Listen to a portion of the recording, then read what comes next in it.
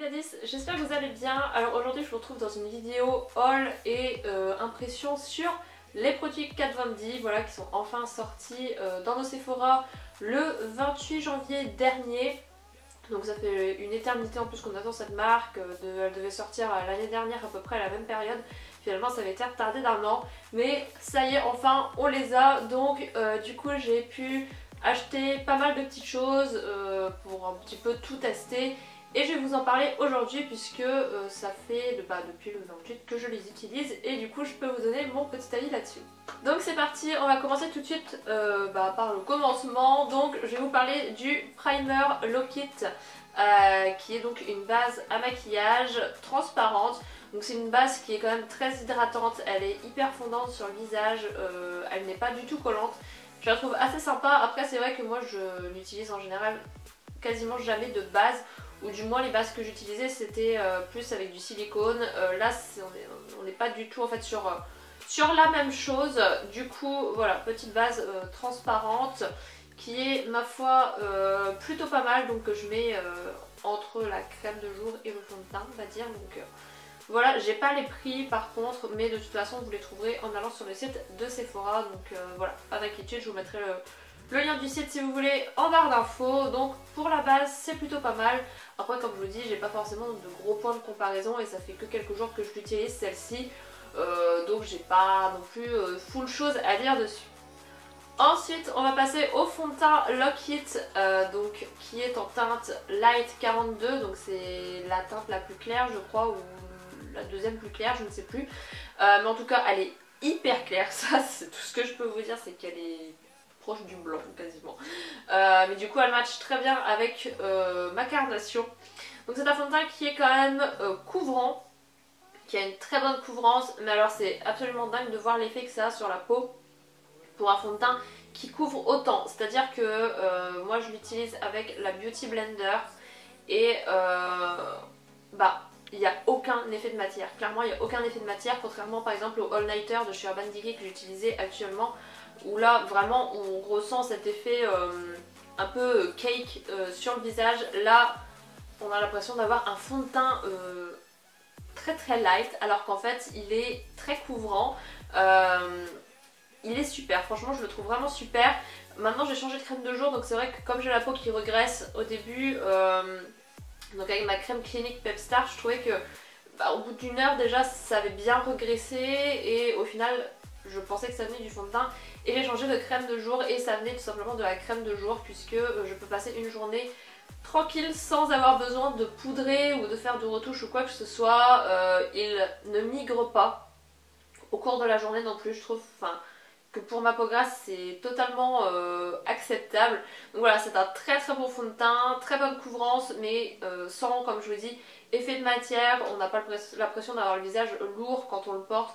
Donc pour moi ça c'est un gros top. Et puis la gamme, de toute façon pour tous les produits, que ce soit anti-cerne ou fond de teint, la gamme de couleurs est absolument dingue. Donc je pense que tout le monde, que ce soit peau très foncée ou peau claire, trouvera son bonheur dedans. Ensuite j'ai pris deux anti-cernes, toujours de la gamme Lock It. Donc j'ai pris le blanc, mais qui est blanc, c'est un vrai blanc que j'ai pas encore utilisé, mais qui pourra me servir pour illuminer par exemple certaines zones quand je veux vraiment faire un truc contouring de fou et highlighting de fou. Mais aussi je pense qu'il me servira pour éclaircir certains de mes produits ou certains de mes fonds de teint qui sont trop foncés. Voilà, pour mélanger je trouve que c'est très très bien. Donc celui-ci je ne l'ai pas encore testé, mais j'ai utilisé le Lock It en teinte 1, L1, donc qui est, vous voyez, très très clair également. C'est le plus clair dans les colorés. Et il est juste super bien. De toute façon je me suis maquillée aujourd'hui avec tous les produits. Et il est vraiment topissime, il couvre très bien les cernes. Pareil, pas d'effet de matière, ils se font très très bien sur le teint, sur le maquillage. Donc c'est un très gros top. Encore une fois, le combo de tous les produits de toute façon ça fait vraiment un effet très très beau. Donc je suis super contente de cet anti-cerne.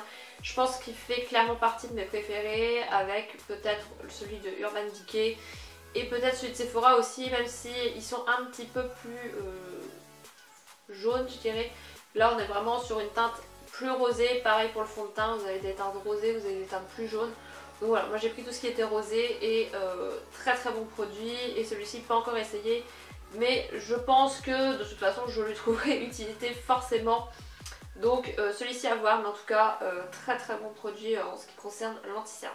Ensuite j'ai pris deux liners, donc dans la catégorie Ink Liner, donc qui sont plutôt des liners colorés. J'ai pris le blanc, voilà.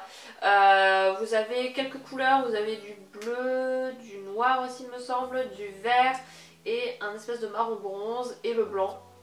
Donc c'est vrai que moi j'adore les eyeliners blancs, mais j'utilisais un paint pot, oui un truc de body painting de chez Makeup Forever pour faire le liner blanc, et il fallait s'y reprendre au moins 3-4 passages pour essayer d'avoir quelque chose de bien opaque, et c'était pas ce que je trouvais le plus facile à utiliser. Donc voilà, très hâte d'essayer celui-ci. Je l'ai pas encore testé, je vous swatcherai tout ça de toute façon pour vous montrer un petit peu. Donc là on est sur une pointe feutre, je pense que là on verra, on est sur une pointe feutre. Et il m'a l'air vraiment très bien, et pour avoir essayé sur ma main il a l'air plutôt opaque, donc ça c'est vraiment chouette, j'ai hâte de l'essayer. Et j'ai pris bien évidemment le Tattoo Liner, et là franchement j'ai été agréablement surprise parce que j'ai pas regardé énormément de revues sur les produits Kat Von D, et ce qui m'a vraiment... Je pensais que c'était une mine feutre classique, et en fait c'est plein de petits picots qui forment la mine. Et je comprends mieux du coup son nom Tattoo Liner, parce que ça ressemble du coup à une aiguille de tatouage qui comprend plein d'aiguilles.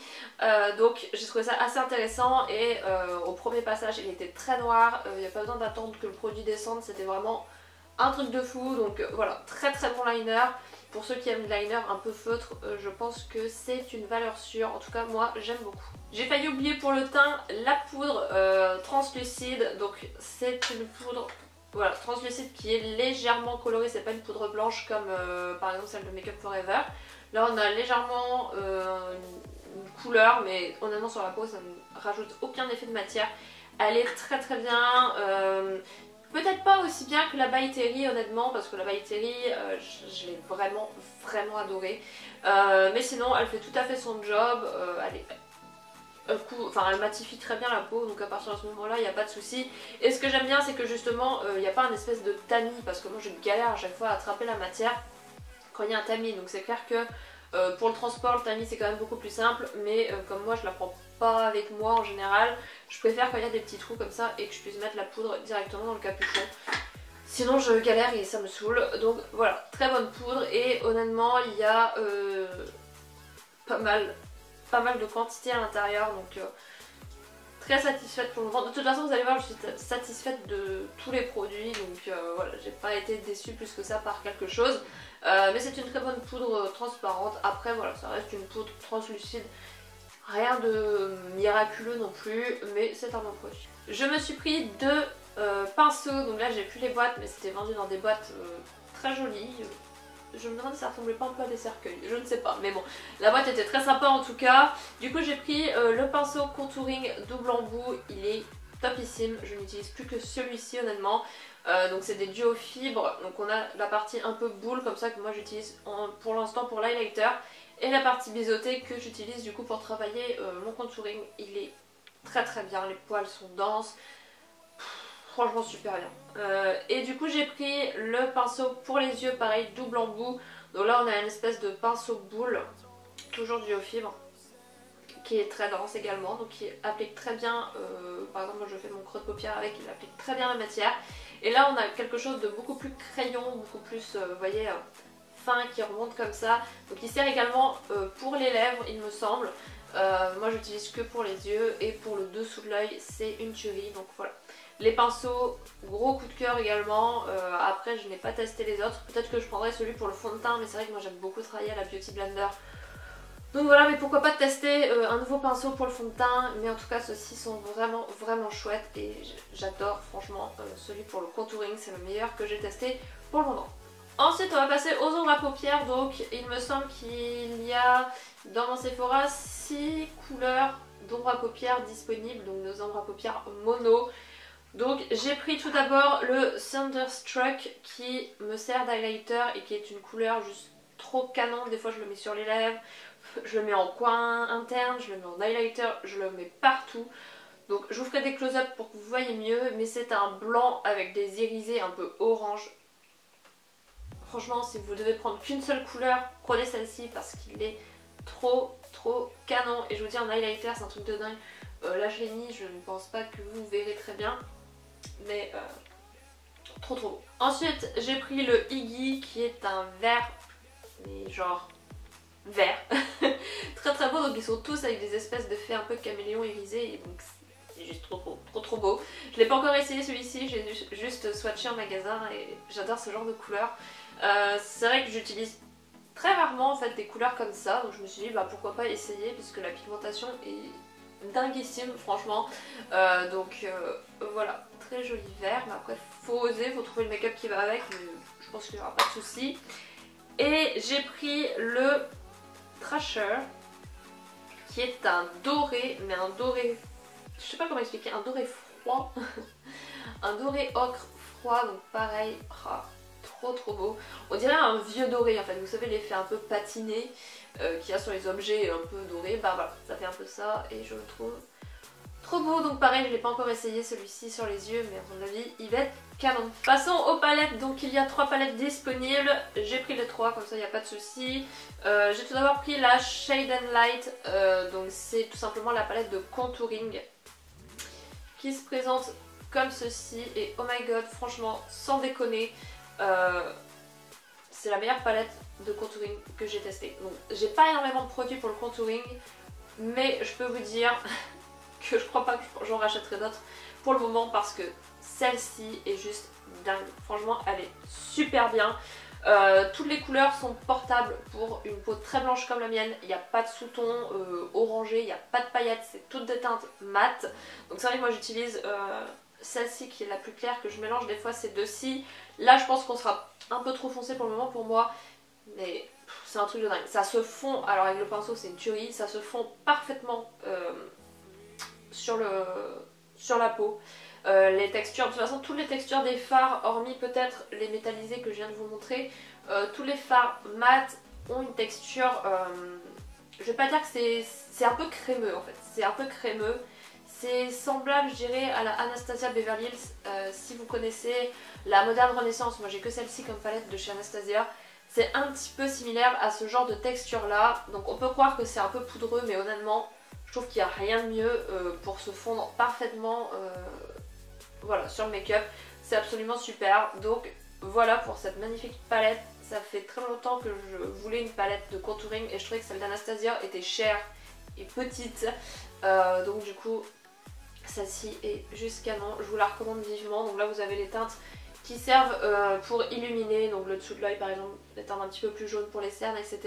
C'est des teintes que j'utilise moins personnellement, mais pour le contouring, le bronzer, c'est juste impeccable. Ensuite j'ai pris la Shade and Light pour les yeux, qui se présentent comme ceci. Donc là on a des teintes toutes mates, qui sont dans des camailleux en fait de marron, il y a des blancs, enfin il y a un blanc. Il y a un très joli marron brique ici, donc cette palette pardon est très jolie. Après ça reste une valeur sûre niveau couleur parce que voilà c'est des teintes quand même neutres, on peut faire à la fois des smokies, des choses très simples, très naturelles, on peut vraiment tout faire avec cette palette là. Donc c'est pas un gros risque en fait de prendre cette palette si vous aimez voilà, travailler ce genre de couleurs. Peut-être pour débuter ça peut être une bonne palette, mieux que les Naked honnêtement. Bien mieux que les Naked. Voilà, je la trouve très jolie, c'est une palette que j'ai utilisée pas mal ces derniers temps parce que j'avais besoin d'aller vite et que avec ce genre de couleur je sais à peu près quoi faire, pas de soucis. Et ensuite j'ai pris, ça n'a pas de nom, ah si, la Chrysalis Eyeshadow Palette, voilà, donc c'est avec le papillon et là on a déjà des teintes un petit peu plus originale, donc celle-ci je ne l'ai pas encore essayée, je vais le faire dès la semaine prochaine. Donc on a des teintes mates et des teintes métallisées, donc voilà le camion de couleurs qui est quand même assez sympa, j'ai hyper hâte de l'essayer. D'ailleurs si ça vous intéresse que je vous fasse des make-up avec ces palettes là, bah, n'hésitez pas à me le dire, ce sera avec grand plaisir. De toute façon je pense que je vous en ferai. Donc voilà, cette palette je ne peux pas trop en parler encore pour le moment puisque comme je vous dis, je ne l'ai pas essayé mais les couleurs sont très très belles. Après, si vous deviez choisir, enfin si vous débutez en make-up et que vous hésitez entre les deux, optez plutôt pour celle-ci. Celle-ci va peut-être être un petit peu plus compliquée à travailler mais voilà. Les couleurs marron de toute façon, les nudes, ça passe pour tout le monde. Mais cette palette est très jolie, voilà, je sais pas ce que vous en pensez mais moi j'aime beaucoup. Pour finir, on va passer au rouge à lèvres. Ma passion dans la vie c'est rouge à lèvres. Donc du coup j'ai pris 4 rouges à lèvres de la collection... Quelle collection c'est? Stud Kiss Lipstick. Voilà. Je lis derrière, je ne suis pas tout à fait bête. Du coup, c'est des rouges à lèvres qui ont des finis métallisés ou mat en général. Il me semble qu'il n'y a pas de... Non, il n'y a pas de brillant. Moi j'ai pris là pour le moment que des métallisés ou un peu pailletés. Et putain c'est pareil, la gamme de couleurs est super belle, franchement ça fait mais tellement du bien de voir des couleurs originales dans les Sephora ou dans les marques tout simplement, parce que c'est vrai qu'aux États-Unis ils ont énormément de couleurs, des bleus, des verts, des trucs vachement sympas, même dans la gamme Sephora, dans les rouges à lèvres liquides, ils ont des bleus turquoise, des verts canards, etc. Et nous on n'a rien, nous on a que des... En France j'ai l'impression qu'on est complètement coincé du cul, on n'a rien quoi. Pour trouver des couleurs un peu originales c'est mort, faut aller sur internet. Donc là franchement le fait qu'on ait les couleurs super originales, je trouve ça absolument merveilleux. C'est peut-être pas ce qui plaira le plus à tout le monde, mais en tout cas moi j'adore. D'ailleurs vous allez voir les couleurs que j'ai pris, c'est uniquement des couleurs un petit peu spéciales. Donc tout d'abord on a le Neon, donc qui est le noir que je porte actuellement, qui est un noir métallisé comme ceci. Donc les textures sont hyper confortables, très pigmentées. Voilà, hyper confortable pour du mat, c'est juste ouf. Et du métallisé aussi, c'est assez rare d'avoir des textures confortables dans ce genre de rouge à lèvres.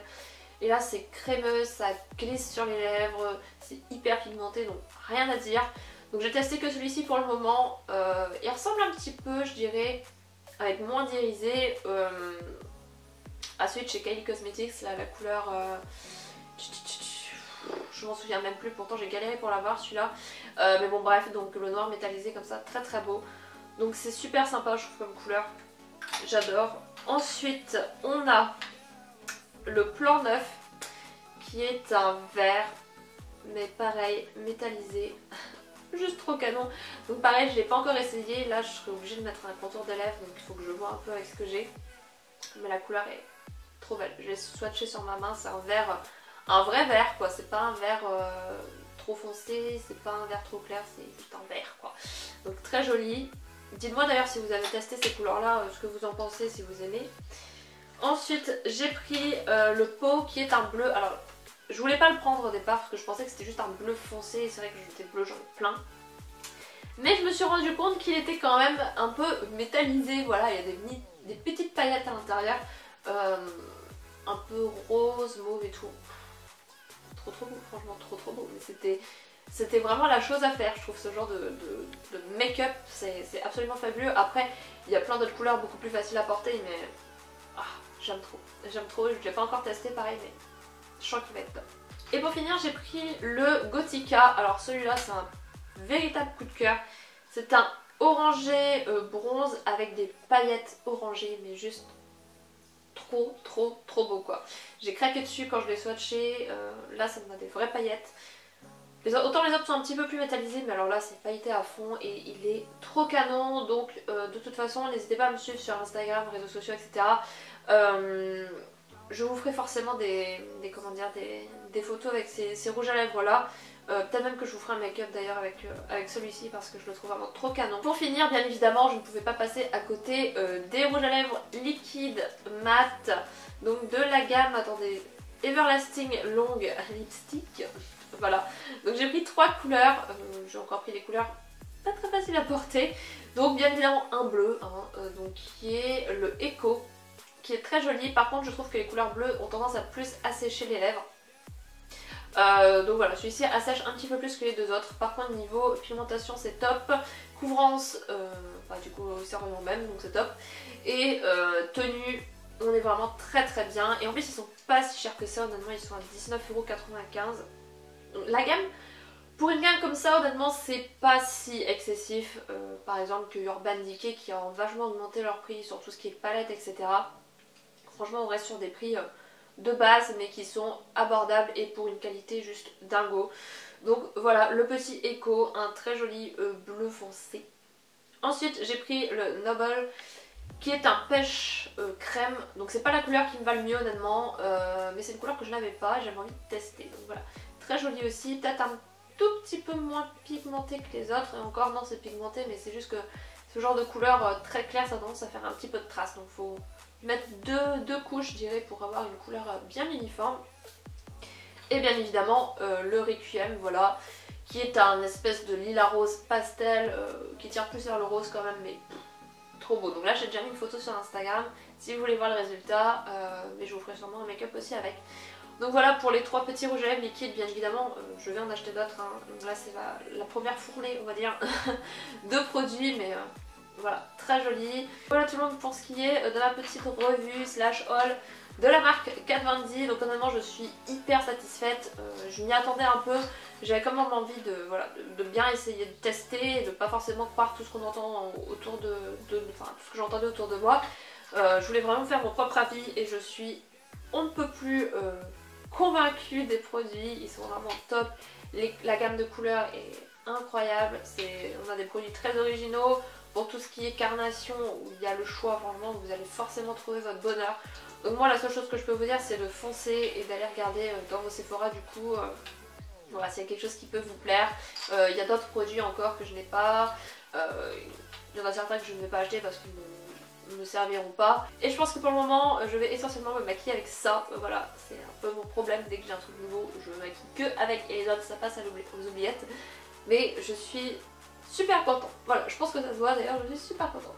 Voilà tout le monde, j'espère que cette vidéo vous aura plu. N'hésitez pas à me dire si vous avez déjà testé du coup les produits Kat Von D, ce que vous en pensez également. Et sur ce, moi je vous fais des gros bisous et je vous dis à la prochaine. Ciao!